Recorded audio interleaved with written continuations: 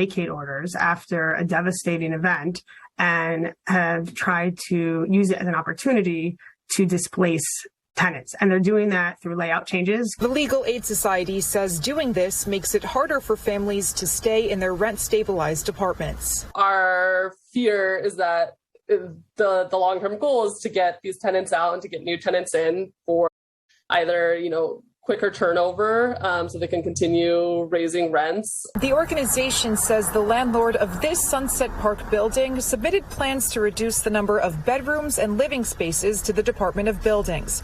DOB approved the plans, but Legal Aid claims this violates New York's rent stabilization code. DOB tells PIX11 News, "We are legally obligated to issue a permit for a construction project when all of the requirements that we are legally allowed to enforce are satisfied.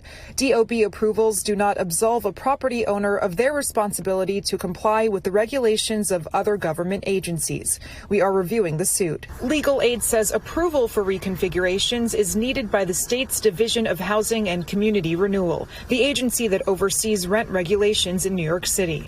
Legal Aid filed motions, and the landlords were required to submit new plans. We want to return to our apartments as they were configured. That's our legal right. Marshall Reese and his wife lived in this rent-stabilized building in Williamsburg for 38 years. Since the November fire, they've hopped around 7 different living situations. To all of a sudden be thrown out into a vastly different economic landscape, the current rental market, it was a complete shock. Proposed layouts show his large kitchen, where they spend most of their time, will convert into a bedroom, replacing the kitchen with a kitchenette.